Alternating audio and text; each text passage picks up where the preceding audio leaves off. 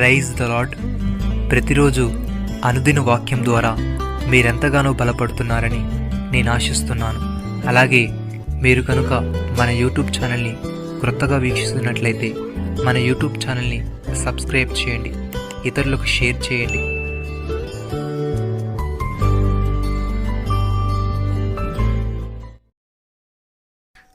కాబట్టి ఆయన రక్తం వలన ఇప్పుడు నీతిమంతులముగా తీర్చబడి మరింత నిశ్చయముగా ఆయన ద్వారా ఉగ్రత నుండి రక్షింపబడుదుము.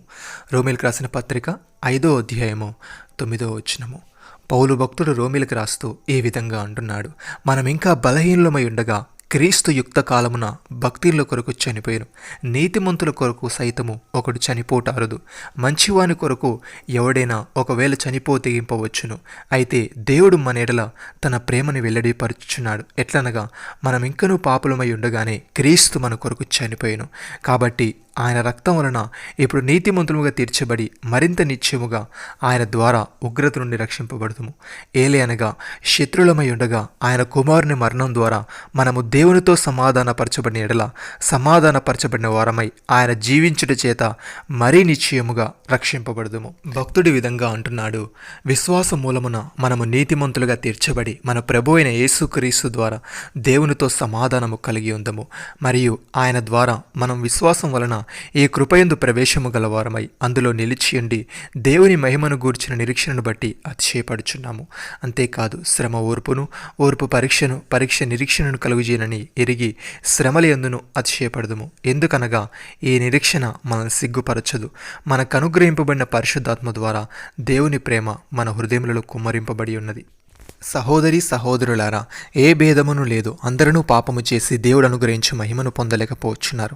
కాబట్టి నమ్మువారు ఆయన కృపచేతనే క్రీస్తు యేసునందలి విమోచనము ద్వారా ఉచితముగా నీతిమంతులని తీర్చబడుచున్నారు. పూర్వము చేయబడిన పాపములను దేవుడు తన ఓరిమి వలన ఉపేక్షించినందున ఆయన తన నీతిని కనబరచవలని క్రీస్తు యేసు రక్తమునందలి విశ్వాసము ద్వారా ఆయనను కరుణాధారముగా బయలుపరచెను.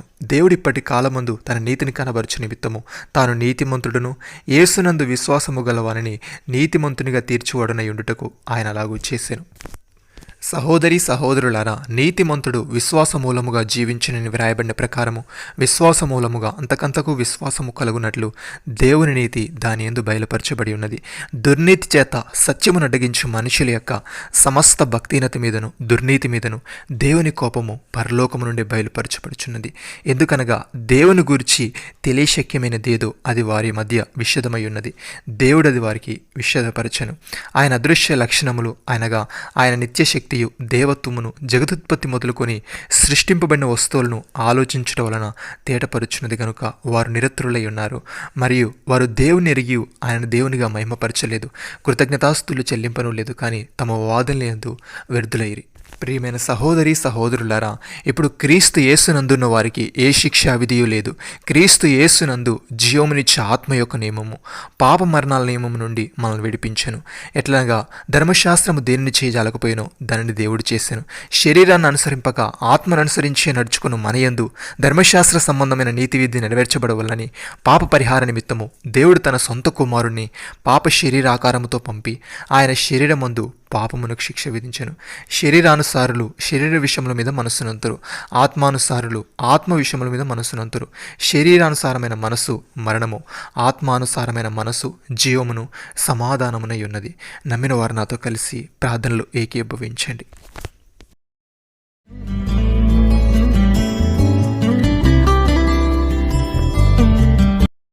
మమ్మల్ని మిక్కిలిగా ప్రేమిస్తున్న మా ప్రియ పరలోకపు తండ్రి, నీ రక్తం వలన ఇప్పుడు మేము నీతిమంతులుగా తీర్చబడి మరింత నిశ్చయముగా నీ ద్వారా ఉగ్రత నుండి రక్షింపబడదుమని, నీ మరణం ద్వారా మేము నీతో సమాధానపరచబడిన వారమై నీతో జీవించుట చేత మరీ నిశ్చయముగా రక్షింపబడదుమని నీవు సెలవిచ్చావు. తండ్రి నీకు స్తోత్రములు. దేవా, మేము విశ్వాసం మూలమున నీతిమంతులుగా తీర్చబడి నీతో సమాధానము కలిగి ఉంటూ విశ్వాసం వలన నీ కృపయందు ప్రవేశము గల వారమై అందులో నిలిచి ఉంటూ నీ మహిమను గూర్చిన నిరీక్షణను బట్టి అతిశయపడేవారముగా ఉండుటకు సహాయం దయచేయమని మీరు మాకు ఇచ్చిన గొప్ప రక్షణ భాగ్యమును బట్టి మీకు వందనాలు చెల్లిస్తూ ప్రభు అయిన యేసుక్రీస్తు నామములో ప్రార్థిస్తున్నాము తండ్రి. ఆమేన్.